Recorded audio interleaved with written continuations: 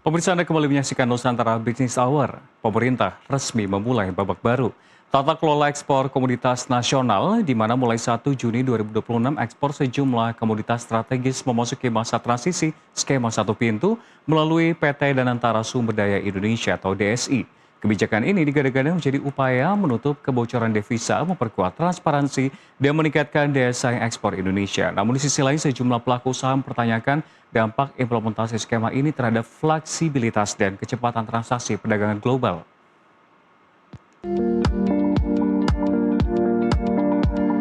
Indonesia merupakan salah satu negara pengekspor komoditas terbesar di dunia.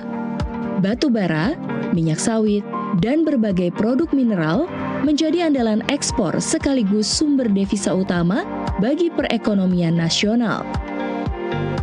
Data pemerintah menunjukkan nilai ekspor batu bara, CPO, dan ferroalloy mencapai sekitar 66,13 miliar dolar Amerika Serikat sepanjang tahun 2025.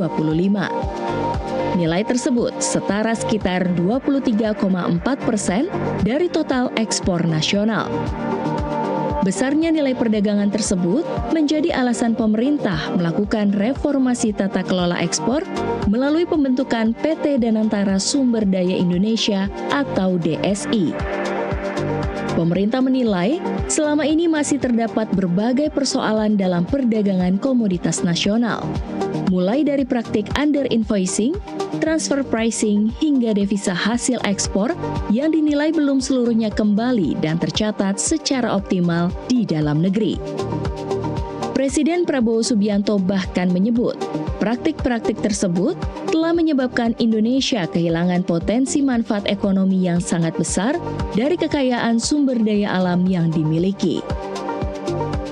900 miliar dolar kita hilang. Bayangkan kalau 900 miliar dolar kita nikmati, kita pakai, negara apa Indonesia ini? Tujuan utama kebijakan ini adalah memperkuat pengawasan dan monitoring, serta memberantas praktek kurang bayar, under invoicing, praktek pemindahan harga, transfer pricing, dan pelarian devisa hasil ekspor. Atas dasar itulah, pemerintah memperkenalkan kebijakan baru tata kelola ekspor sumber daya alam strategis melalui PT DSI. Namun pada tahap awal, eksportir belum diwajibkan menjual komoditasnya melalui PT DSI. Mulai 1 Juni 2026, perusahaan tetap melakukan kegiatan ekspor seperti biasa. Yang berubah adalah seluruh aktivitas ekspor komoditas yang masuk dalam skema tersebut wajib dilaporkan melalui sistem PT DSI yang terintegrasi dengan Bea Cukai. 2026 yang merupakan periode transisi di mana kegiatan ekspor berjalan seperti biasa oleh perusahaan yang bersangkutan. Namun demikian kewajiban bagi perusahaan ekspor untuk melaporkan kegiatan ekspornya melalui ataupun kepada PT DSI sebagai BUMN ekspor. Melalui mekanisme pelaporan tersebut, pemerintah berharap dapat memperoleh data perdagangan yang lebih terintegrasi. Selain mempermudah pemantauan devisa hasil ekspor, sistem ini juga diharapkan memperkuat posisi tawar Indonesia dalam perdagangan komoditas global. Namun di sisi lain, sebagian pelaku usaha mulai mempertanyakan dampak implementasi penuh skema satu pintu yang direncanakan berlaku pada 2027. Mereka khawatir implementasi penuh skema tersebut dapat mengurangi fleksibilitas eksportir dalam memilih pembeli, skema kontrak, serta memperlambat respon terhadap pergerakan pasar global. Karena kan saat sekarang ini seperti misalnya eksportir kan bisa memilih buyer, memilih juga harganya, memilih skema kontraknya gitu ya. Kalau misalnya hanya satu pintu kan proses bisa lebih lambat, butuh speed juga, respon terhadap pasar menjadi kurang cepat juga ya.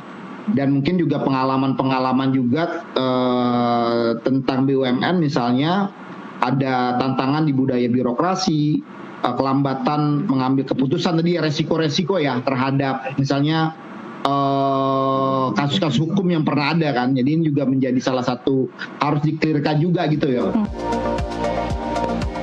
Kekhawatiran tersebut muncul karena pelaku usaha masih menunggu kejelasan mengenai tata kelola PT DSI, termasuk mekanisme pengambilan keputusan dan model operasional yang akan diterapkan saat implementasi penuh mulai 2027.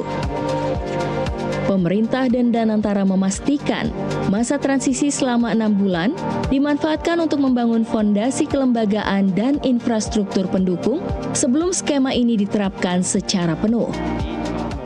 Di pihak kami di PT Danantara Sumber Daya Indonesia, tentu kita memastikan yang pertama bahwa perusahaan ini akan berjalan sesuai dengan governance yang baik, transparan, accountable. Ini menjadi patokan utama kita, karena kita tidak mau nanti satu niat yang baik kalau dikelolanya tidak baik nanti menjadi problem yang pemindahan masalah aja. Jadi kami memastikan bahwa perusahaan yang dibentuk itu nanti akan berjalan dengan transparan dan dapat diawasi oleh seluruh masyarakat Indonesia. Selain menyiapkan tata kelola dan sumber daya manusia, PT DSI juga tengah membangun sistem teknologi yang akan terintegrasi dengan proses pelaporan ekspor. Masa transisi ini menjadi tahap awal untuk menguji efektivitas skema baru dalam memperkuat pengawasan perdagangan komoditas nasional tanpa mengurangi fleksibilitas dan kepastian usaha yang menjadi perhatian pelaku pasar. Jurnalis NTV melaporkan.